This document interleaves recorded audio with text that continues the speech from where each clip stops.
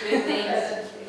So today, my name is Yulinda Wahyuni. So today I'm excited to share with you about a life of a conservationist. So what we do, what I do, and my journey, and also some of the challenges that I've faced along the ways. So as you can see in the screen here, so as you can see in the screen here is my photo. So this is me climbing a strangler fig, so about 60 meters height, putting a camera trap on top of the tree. So this is a part of our project and our recent project for our fig work. And a little bit about me. So I'm a local Sabahan. So I was born and raised in Tawau. Just a normal girl from Sabah, which when I was young I never have any interest in wildlife or nature, and I didn't really know about much about, or I don't even know much about wildlife of Borneo at all at the time. And then I never imagined that I will be working in this field one day. But here I am, now I'm working as a senior conservation officer at One Stop Borneo Wildlife. So I've been doing this work for 6 years now, and I really love it. I really enjoy doing it very much. So although along the way I faced some challenge, but I've also had an incredible experience, seeing the animals up close, and also witnessing that difference that our work can make. Some people might wondering when does it started. So everything started from my university days. So back then, in 2016, when I'm 19 years old, so I took biodiversity and conservation as my undergraduate study. So I studied in Peninsula Malaysia in Johor for 4 years. So during that time, this is where I started to love the nature and this kind of environment. Because back then, during our first years, when we go to every semester break, we need to go to different type of forests to do our field trip. So on the first year, when I go into the forest, honestly, I have a very bad first impression of the forest, because there's a lot of mosquitoes, there's a lot of leeches, which I really hate it. And along the way, during our field trip, I was terrified with all of that, and I said to myself, wow, this is so extreme, this is not for me.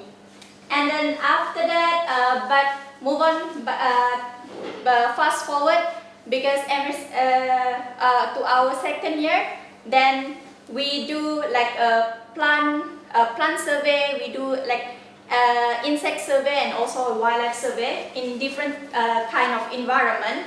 So that time I was really into this. This is not really bad at all. So because I've experienced different type of forest, so it's not bad at all. And as you can see here, this is my photo with my classmate. So this is my first experience of forest, Taman Negara and Daurang Johor.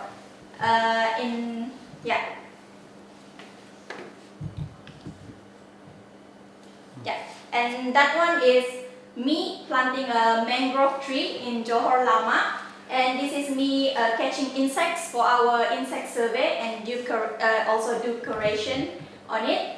And this was my because we are doing final year project, and this is my species subject. So this is a dusky leaf monkey, which only can be found in Peninsula Malaysia, not in Borneo. And I spent a month in Gunung Ledang in Johor, spending time do the observation of behavior for the dusky leaf monkey. And this was my first time that I felt very close to connected to wildlife because of this one. And then I started to fall in with the nature over and over again. Then, before I finished my university, I remember telling myself that I really want to work in conservation field. I want to be outdoor, I want to be like work with the animals and also in the forest. Then, before I finished my internship, I looked for internship opportunities in Sabah, especially in Tawau, my hometown. So I applied for Sabah Park, Sabah Wildlife Department, and also other NGO. And that time I was very lucky because my senior friends, she sent me a job vacancy for One Stop Borneo Wildlife. And at that time, she said, just try this one out. And I sent an email to them, apply for internship. And then, yeah, now I got accepted. That's where my journey for conservation began at that time, when I got accepted in One Stop Borneo Wildlife. So here is my photo doing a fig survey and fig workshop, and also planting trees in our reforestation project. But during my internship days in 2020, I only managed to join all the field works for 2 months only. Then after that, it's COVID. COVID hits, then just stay at home. So do all the like awareness in social media only. And I managed to finish the Borneo Wildlife chapter. So this chapter includes some of the Bornean animals, because during my days in school, I'm not sure, I think until now, we never exposed to any like Bornean animals. We just exposed to giraffe, lion, zebra, which we don't have it here. So during my internship day, I do this Borneo Wildlife chapter and share with the local like teacher, so they can include in some of their like syllabus for Bornean animals. So why do I really want to involve in conservation? So for me, one is education. By educating the local communities on like the importance of the wildlife, and also the importance in protecting the nature. Like I said before, we never for me also as a local, haven't knowledge about the wildlife and also the nature, so I don't appreciate anything I have around me. I take it for granted because if people don't know the animals, they won't appreciate it. Why should we protect this one? What for? Because they don't know what it is. What does it mean? So that's why I really want dedicate myself to conservation, because I want to talk to local people. Then now I work in Tawau Hills Park, which people only come to Tawau Hills Park for just swimming and BBQ, just for picnic, but they don't really care about the wildlife. So when we go to local school in Tawau and Kota Kinabalu, sometimes I also go to Sarawak and also Brunei.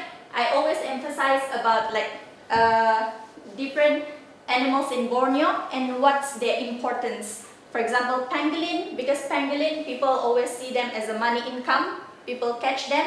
So by telling them what's the importance of the pangolin in the ecosystem and what will happen if they're extinct in the future, will make people realize that, oh, we need to protect this species before it's too late. And also I love to do animal observation. For me, this is one of the most favorite parts of my job, because I can just sit at one place and observe all the wildlife doing their own things in their natural habitat. It always makes me happy. And I also believe that there is a lot of irreversible loss happening in our environment. So I said to myself, if not me, trying to protect the nature, who else? So that's why I really want to involve myself in conservation. And this is some of my photo, planting trees, giving talks about camera trapping, and also that one is doing the DSLR camera trapping, which I will talk about after this. So what I do in One Stop Borneo.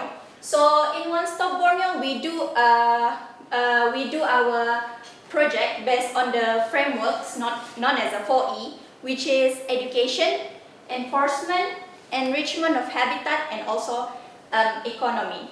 So I talk about education because this is one of the things that I'm most involved by giving talks to students, talks to NGOs about, this one is for thermal scope. I'm teaching them about how to use camera trap in the forest and also thermal scope.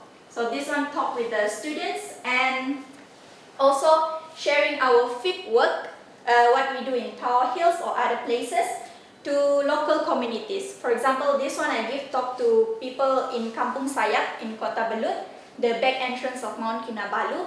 So share with them what the importance of figs and for the wildlife also. And last 3 years ago, I also went to Thailand for the International Hornbill Conference to share our work, our fig work to people all around the world that do the project on hornbills. And recently giving talks for bats, birds and also primates in Tawau Hills Park to different NGO, local NGO and also the government body. And next, wildlife recce trip. So this one mostly I did with my colleagues, Ledumin. He went here before. So Ledumin is our hunter turned guide. So we always do the recce trip for wildlife and also figs to different places in Sabah, and also to know which area is the best for like wildlife observation and also habitat restoration.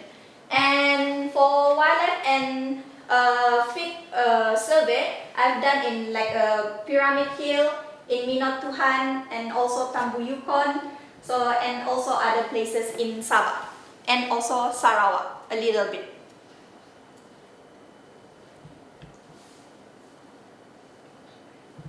Moving on to the interesting part of my job also.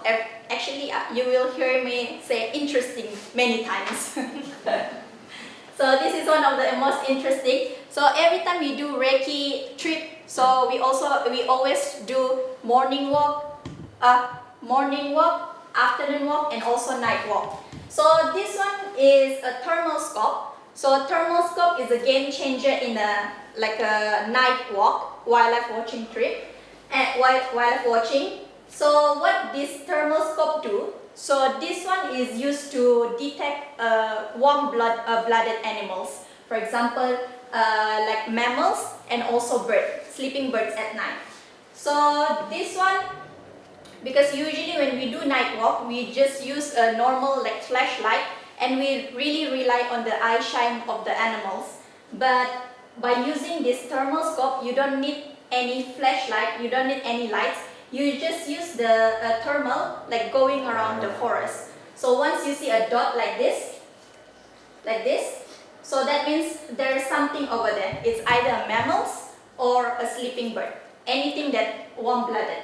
So here you can see, so this one is a mouse deer and also a tarsier. So tarsier is a little bit difficult to find because of their eye shine is not very bright like other mammals. But using thermal scope, you can see like this. You can always find it, even though it's like far in the bushes. And here we have a trogon and also the bay owl, oriental bay owl, and slow loris, a sleeping red-leaf monkey, like high up on the tree. So once we see a red dot like this, we also use flashlight to identify the species, because like this we cannot really see the shape of the animals, so still use the flashlight to identify the species. So we do have a Malay civet also and banded civet here. Move on to research. So I also do research with One Stop Borneo Wildlife. So now we are more focusing on our fig work, fig research. So here doing the GPS coordination, taking photo of the fig for identification. So whenever the fig is fruiting, we will put a camera trap. So this one is a traditional camera trap, and this one is the DSLR camera trap. This is the advanced camera trap, which you can, the result will be, the resolution will be higher than the traditional one. And this one is the setup for the DSLR camera trap. So since we are doing research for figs, I will explain a little bit, just briefly, about figs. So figs in Malay we known as ara, pokok ara. So in Dusun known as nunu. So the scientific name is ficus and English name is figs. So figs are keystone species, which means mostly animals, especially the frugivores, they depends on the fig tree for food sources. And in Borneo alone, we have over 160 species of figs. And it is very unique because if you see other plant, when the flower is blooming, you can see the flower blooming outside. But for fig tree, it's unique because you won't see any flower on the figs because the flower is inverted inside. So if you see this one, so this is all the flowers of the figs. So because the flower is inverted inside, so that's why butterfly and also bee, they cannot pollinate the flower of the figs because their size is too big to go inside here. So this is not an actual fruit, this is actually an inverted flower. So that's why we never mention this one as a fruit for fig.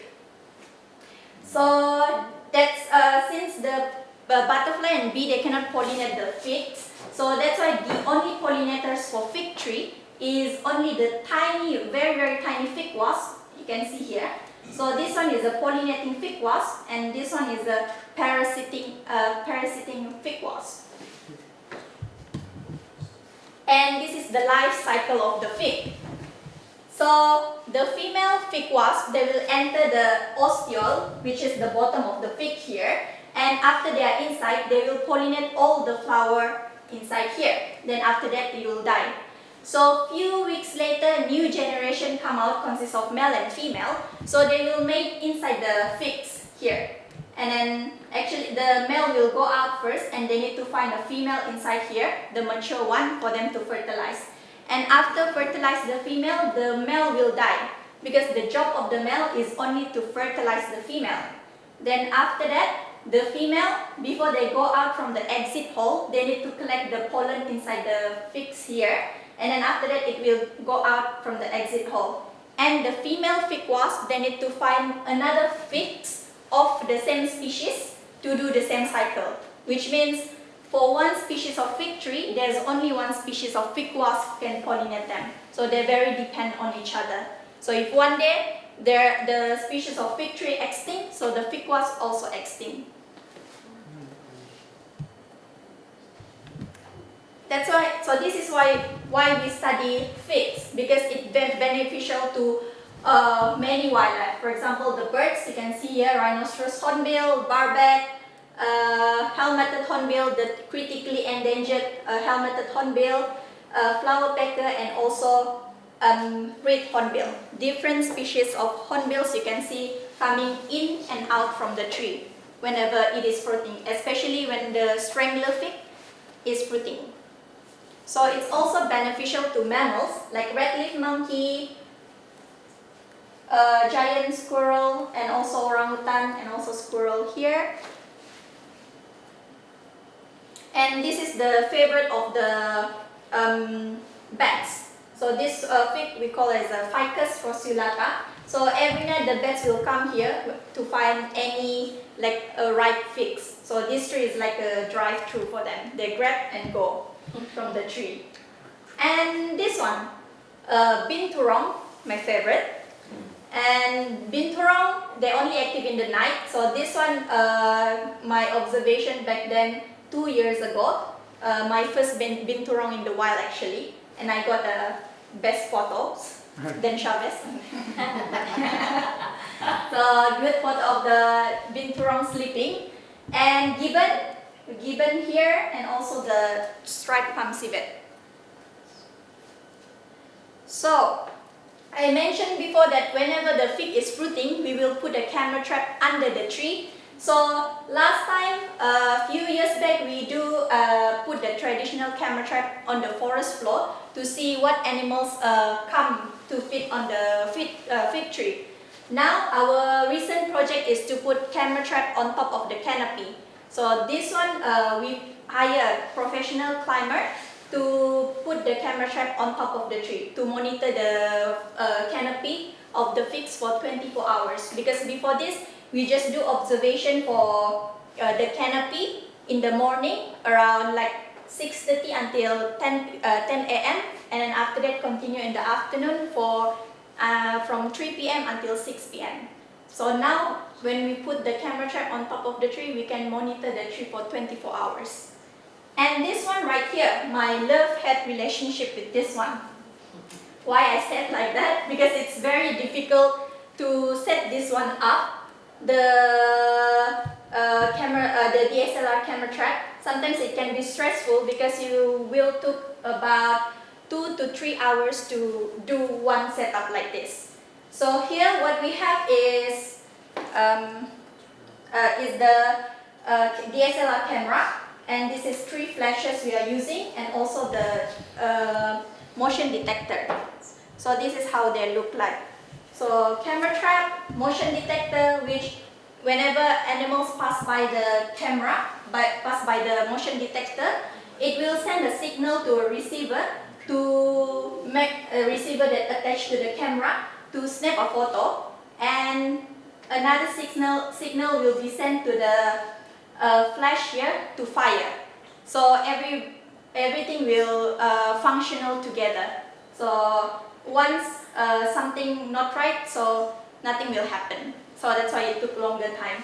And we need also the waterproof and also weatherproof case, because we are leaving this camera trap, DSLR camera trap in the forest for a few weeks or sometimes for a month also. So that's why we really need a good case.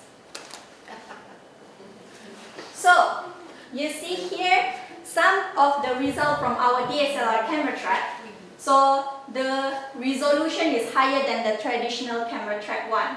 And what we have here is the elusive sun bear and also clouded leopard. So this one is in Tawau. Mostly our photo is from Tawau Hills Park. So this is from Lucia Mountain.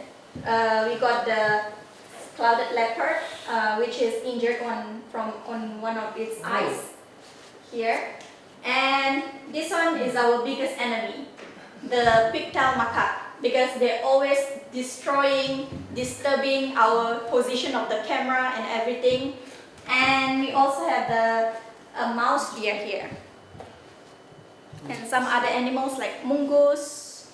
This is the Malay porcupine, the yellow-throated marten, and also long-tailed porcupine, and some other animals. So this one is a different habitat in Kinabalu Park, back entrance of Mount Kinabalu in Minat Tuhan Mountain. So we have more like rare animals over there because it's far from human, so the rarity is increasing. So somebody a banteng, Jose, civet. So next, besides from research, I also responsible in like developing like new tourism places and also lead conservation trips. So yeah, bringing like visitor to our different project site and showing them around. Since we also do research, so we also share what we know as much as we can, from the ecology of the animals until how they like live in the wild and everything. We cover everything. And this is some of my favorite finds. So all the photo have its own story. So this one, the manjak, I found in Lucia Mountain when I sit in the middle of the forest for 1 hour, just do nothing.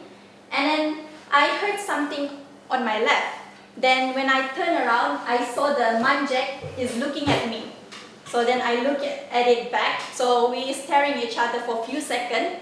And then I grab my camera slowly and get a picture of this one. Because it's very difficult to photograph this manjak because they always run away. So after few seconds, so he just run away and barking loudly. And this is leopard cat. So my first leopard cat in the wild. So we just do see this one during our night drive. So it's just sitting there, walking, and don't really bother about us. And the binturong, yeah, on the fig tree, my first binturong, seeing it like sleeping, waking up, eating the fruit, eating the figs, and then sleep again. That's all what it do. And this one is orangutan, my very first orangutan in the wild. This photo is from 2023 when I observed the fig tree, sitting under the fig tree for 6 to 7 hours every day. And one day, I saw something coming from the tree, very big. But at that time, I was with one of my visitors because I don't really expect orangutan to be in Tawau Hill Spot. They are orangutan, but they're very rare to see. So I just said to my visitor, "Oh, there is a red leaf monkey up there on the tree." Then I realized, oh, this is very small and very slow for a red leaf monkey. Then I grabbed my binocular and look at the binocular. Oh, I said, oh, it's orangutan. So I'm screaming inside. So I was excited, but I cannot scream loudly because it will run away. Then this is also my first pangolin in the wild. Everything is first. So this is my first pangolin in the wild. So I never imagined to see pangolin in the wild in my life. So I almost cried for this one because I'm super excited to see like it's climbing up the tree and just sleep up there. And the cute, so this one is very just cute. The buffy fish owl, I love to see it.